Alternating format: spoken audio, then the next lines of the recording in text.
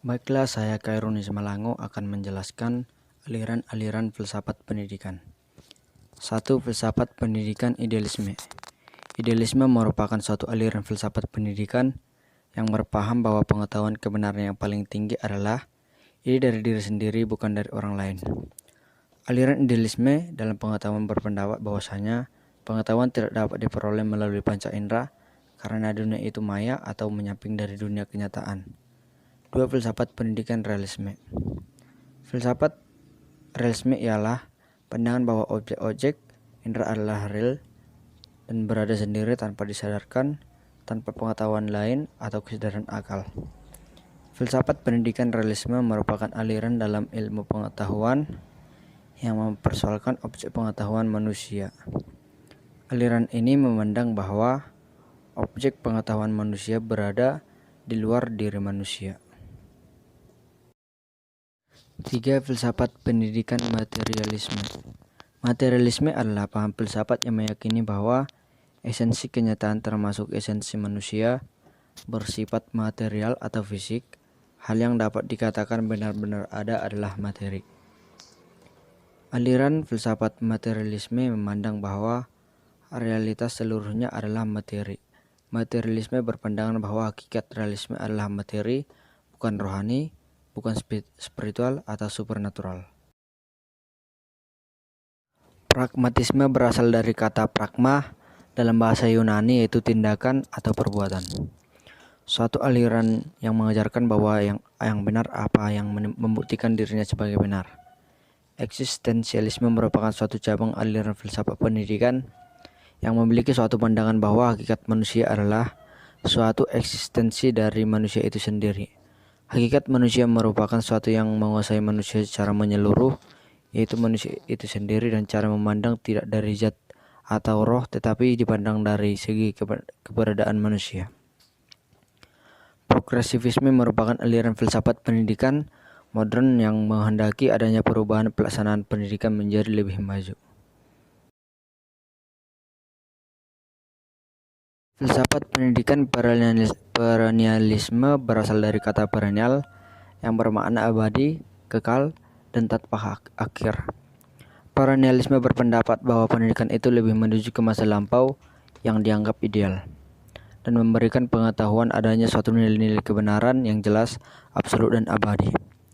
Aliran perennialisme beranggapan bahwa tradisi dipandang sebagai prinsip-prinsip yang abadi dan akan terus mengalir sepanjang sejarah manusia. Filsafat pendidikan esensialisme adalah suatu aliran filsafat yang dasari dua aliran, yaitu idealisme klasik dan realisme.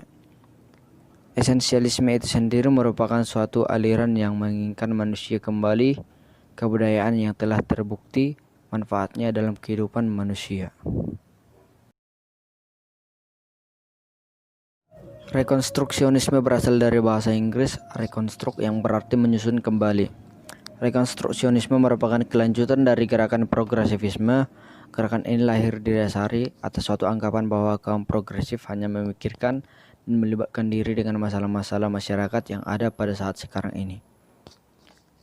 Dalam konteks filsafat pendidikan, aliran rekonstruksionisme adalah suatu aliran yang berusaha merombak tata susunan lama dan membangun tata susunan hidup kebudayaan yang bercorak modern sebagai prinsip-prinsip yang abadi dan akan terus mengalir sepanjang sejarah manusia. Filsafat pendidikan esensialisme adalah suatu aliran filsafat yang dasari dua aliran, yaitu idealisme klasik dan realisme. Esensialisme itu sendiri merupakan suatu aliran yang menginginkan manusia kembali ke kebudayaan yang telah terbukti manfaatnya dalam kehidupan manusia. Rekonstruksionisme berasal dari bahasa Inggris reconstruct yang berarti menyusun kembali. Rekonstruksionisme merupakan kelanjutan dari gerakan progresivisme. Gerakan ini lahir didasari atas suatu anggapan bahwa kaum progresif hanya memikirkan dan melibatkan diri dengan masalah-masalah masyarakat yang ada pada saat sekarang ini. Dalam konteks filsafat pendidikan, aliran rekonstruksionisme adalah suatu aliran yang berusaha merombak tata susunan lama dan membangun tata susunan hidup kebudayaan yang bercorak modern. Materi 6. Aliran filsafat perennialisme, esensialisme, dan rekonstruksionisme. Perennialisme merupakan aliran dalam filsafat yang lahir pada abad ke-20. Aliran perennialisme dalam memandang pendidikan sebagai jalan kembali atau mengembalikan keadaan manusia sekarang seperti masa lampau yang dianggap ideal. Esensialisme adalah suatu aliran filsafat yang menginginkan agar manusia kembali kepada kebudayaan lama. Rekonstruksionisme merupakan suatu aliran yang berusaha merombak tata susunan lama dengan membangun tata susunan kebudayaan yang bercorak modern. Materi 7. Pandangan filsafat Pancasila tentang manusia, masyarakat, pendidikan, dan nilai. Pandangan filsafat Pancasila mengenai siapa manusia itu terkandung di dalam sila kemanusiaan yang adil dan beradab. Adil menunjukkan kepada manusia sebagai makhluk individu dan beradab menunjukkan pada manusia sebagai makhluk sosial. Filsafat pendidikan adalah pemikiran yang mendalam tentang pendidikan berdasarkan filsafat. Pancasila adalah falsafah yang merupakan pedoman berperilaku bagi bangsa Indonesia yang sesuai dengan kultur bangsa Indonesia. Pendidikan karakter memang seharusnya diambil dari nilai-nilai yang terkandung dalam Pancasila. Materi 8. Pandangan filsafat Pancasila terhadap sistem pendidikan nasional. Acuan penyelenggaraan sistem pendidikan nasional Undang-Undang 1945 Pasal 31 hasil amandemen 2002 yaitu 1. Setiap warga negara wajib mengikuti pendidikan dan pemerintahan wajib membiayainya. 2. Pemerintah mengusahakan dan menyelenggarakan satu sistem pendidikan nasional yang meningkatkan keimanan dan ketakwaan serta akhlak mulia dalam rangka mencerdaskan kehidupan bangsa yang diatur dengan undang-undang. 3. Negara memprioritaskan anggaran pendidikan sekurang-kurangnya 20% dari anggaran pendapatan dan belanja negara serta dari anggaran pendapatan belanja daerah untuk memenuhi kebutuhan penyelenggaraan pendidikan nasional. Materi 9. Hakikat pendidikan. Pada hakikatnya, pendidikan adalah usaha sadar dan terencana untuk mewujudkan suasana belajar dan proses pembelajaran agar peserta didik secara aktif mengembangkan potensi dirinya untuk memiliki potensi spiritual keagamaan, pengendalian diri, kepribadian, kecerdasan, akhlak mulia, serta keterampilan yang diperlukan. Materi 10. Hakikat masyarakat, peserta didik, guru atau pendidik, dan pembelajaran dalam kehidupan.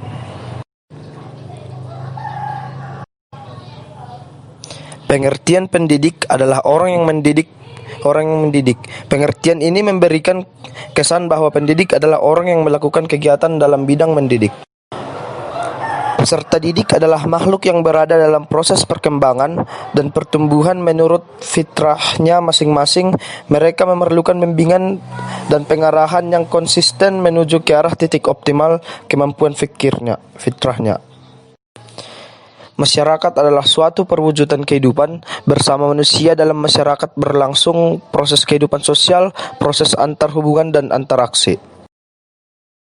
Deskripsikan, menggali, dan menganalisis serta merefleksi konsep hakikat manusia. Hakikat, pribadi manusia sebagai jiwa dan raga mempunyai kebutuhan dan kepentingan. Masing-masing kedudukan manusia sebagai makhluk sosial. Pada keberadaan dirinya, manusia sebagai makhluk Tuhan. Fungsional pragmatis tersebut dengan kesadaran penuh yang dimiliki manusia. Manusia adalah makhluk Tuhan yang tersusun atas kesatuan harmonik jiwa dan raga. Sebagai individu yang memasyarakat, keberadaannya sangat ditentukan secara mutlak oleh Sang Pencipta. Materi 12. Mendeskripsikan, merefleksi, memanipulasikan skenario hakikat masyarakat, peserta didik atau pendidik, dan pembelajar dalam kehidupan. Pengertian hakikat. Hakikat yang mempunyai arti dalam bahasa Indonesia itu artinya hak atau kepunyaan maupun kebenaran atau juga yang benar-benar ada.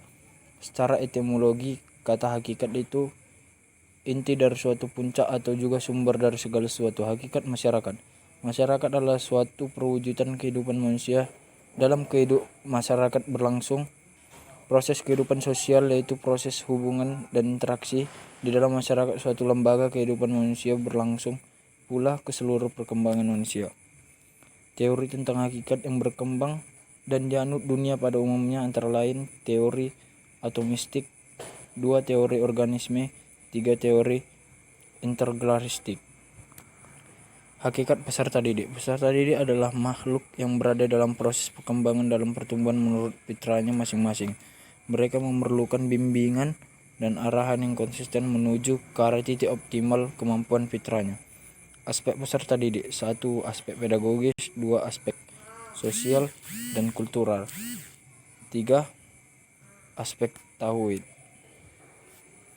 Hakikat guru atau pendidik dan pengertian hakikat guru. Dalam dunia pendidikan, guru adalah faktor penting dan utama karena guru adalah orang yang bertanggung jawab terhadap perkembangan jasmani dan rohani peserta didik, terutama di sekolah untuk mencapai kedewasaan peserta didik sehingga ia menjadi manusia paripurna yang mengerti tugas-tugasnya sebagai manusia. Peran guru.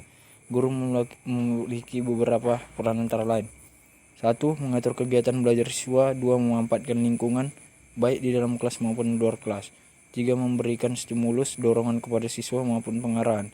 Pembelajaran dalam kehidupan. Pembelajaran dalam kehidupan adalah suatu hal yang baru yang kita dapatkan dari pengalaman yang telah kita alami dalam kehidupan, baik suka maupun duka, yang mana hal tersebut dapat menjadikan diri kita menjadi mengerti dan lebih baik lagi. Materi 13. Mendeskripsikan landasan agama, filsafat, sosiologi, hukum, dan landasan moral. Landasan agama atau religius. Landasan agama merupakan landasan yang paling mendasari di landasan-landasan pendidikan, sebab landasan agama merupakan landasan yang diciptakan oleh Allah SWT, yakni Tuhan yang Maha Kuasa. Landasan agama ini berupa firman Allah SWT dalam kitab suci Al-Quran dan Al-Hadits berupa risalah atau tuntunan yang dibawakan oleh Rasulullah atau utusan Allah, yakni Nabi Muhammad SAW untuk umat manusia, berisi tentang tuntunan-tuntunan atau pedoman hidup manusia untuk mencapai kebahagiaan hidup baik di dunia maupun di akhirat nanti, serta merupakan rahmat bagi seluruh alam. Dalam Al-Quran dan Al-Hadits dijelaskan bahwa pendidikan memiliki kedudukan yang sangat mulia. Terdapat banyak ayat Al-Quran yang memiliki makna substantif tentang pendidikan, seperti pada surat Al-Alaq ayat 1-5 yang merupakan surat pertama diturunkan dalam Al-Quran. 1. Bacalah dengan menyebut nama Tuhanmu yang menciptakan. 2. Dia menciptakan manusia dari segumpal darah. 3. Bacalah dan Tuhanmu lah yang Maha Pemurah. 4. Yang mengajarkan manusia dengan perantara kalam. 5. Dia mengajarkan kepada manusia apa yang diketahuinya. Landasan filsafat. Suatu aliran filsafat yang luas yang meliputi materialisme di satu sisi dan sikap yang lebih dekat kepada idealisme objektif di pihak lain. Filsafat ilmu memberi landasan filosofi untuk minimal memahami berbagai konsep dan teori suatu disiplin hingga memberi pembekalan kemampuan untuk membangun teori ilmiah. Landasan sosiologi. Landasan sosiologi adalah sejumlah definisi tentang sosiologi, namun walaupun berbeda bentuk kalimatnya, semuanya memiliki makna yang mirip. Siddhartha 2001 menyatakan sosiologi adalah ilmu yang mempelajari hubungan antara manusia dalam kelompok dan struktur sosial.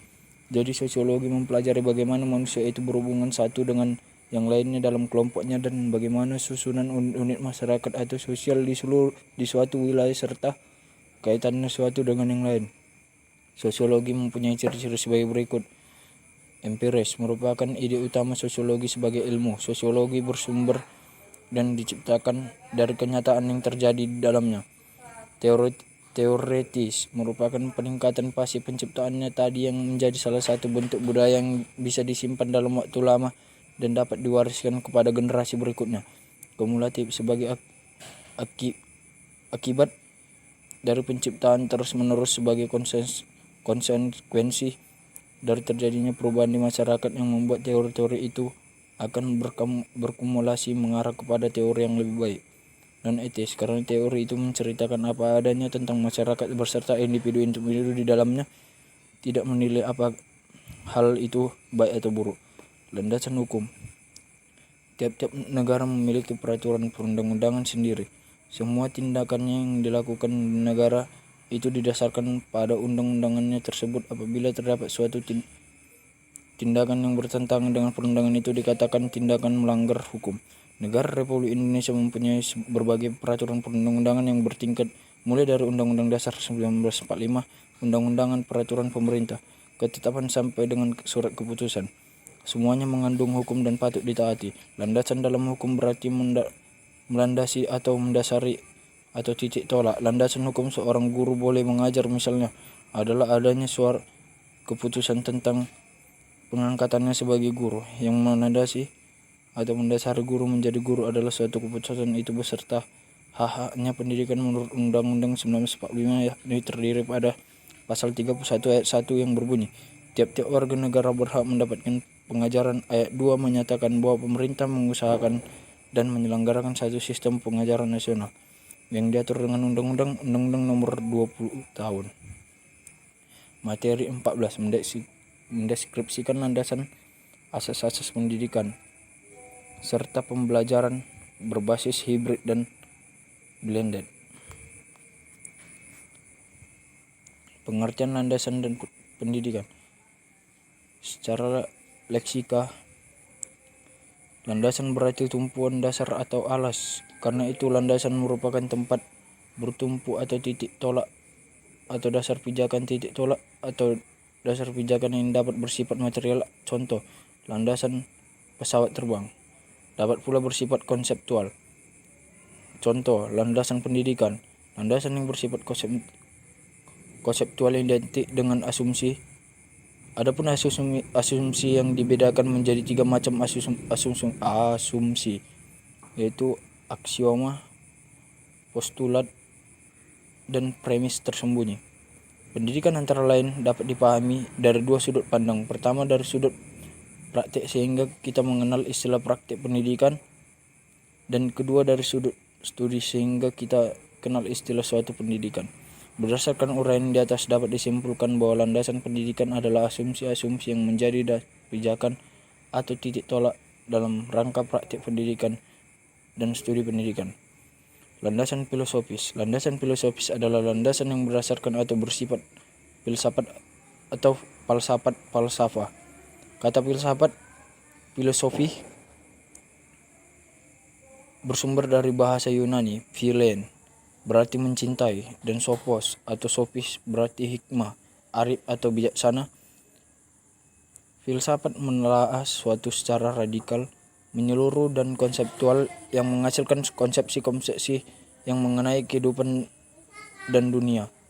Konsepsi-konsepsi filosofis tentang kehidupan manusia dan dunianya pada umumnya bersumber dari 2 faktor, yaitu religi dan etika yang bertumpu pada keyakinan, ilmu pengetahuan yang mengadakan penalaran. Filsafat berada di antaranya keduanya. Kawasannya seluas religi namun lebih dekat dengan ilmu pengetahuan karena filsafat timbul dari keraguan dan karena mengenalkan akal manusia. Tinjauan filosofis tentang suatu termasuk pendidikan berarti berpikir bebas serta merentang pikiran sampai sejauh-jauhnya tentang sesuatu itu. Penggunaan istilah filsafat dapat dalam 2 pendekatan, yakni filsafat sebagai kelanjutan dari berpikir ilmiah yang dapat dilakukan oleh setiap orang serta sangat bermanfaat dalam memberi makna kepada ilmu pengetahuan itu. Filsafat sebagai kajian khusus yang formal yang mencakup logika, epistemologi atau tentang benar dan salah, etika atau tentang atau baik dan buruk, estetika atau tentang indah dan jelek, metafisika atau tentang hakikat yang ada termasuk akal itu sendiri, serta sosial dan politik atau filsafat pemerintahan. Kajian-kajian yang dilakukan oleh berbagai cabang filsafat atau logika, epistemologi, etika dan estetika, metafisika dan lain-lain akan besar pengaruhnya terhadap pendidikan karena prinsip-prinsip dan kebenaran-kebenaran hasil kajian tersebut pada umumnya diterapkan dalam bidang pendidikan. Peranan filsafat dalam bidang pendidikan tersebut berkaitan dengan hasil kajian antara lain tentang keberadaan dan kedudukan manusia sebagai makhluk di dunia ini, seperti yang disimpulkan sebagai Jung Politikon, Homo sapiens, Animal edukandum, dan sebagainya. Masyarakat dan kebudayaannya. Keterbatasan manusia sebagai makhluk hidup yang banyak menghadapi tantangan dan perlunya landasan pemikiran dalam pekerjaan pendidikan, utamanya filsafat pendidikan. Hasil-hasil kajian filsafat tersebut utamanya tentang konsepsi manusia dan dunia sangat besar pengaruhnya terhadap pendidikan beberapa aliran tersebut, yaitu sebagai berikut: naturalisme, idealisme, pragmatisme.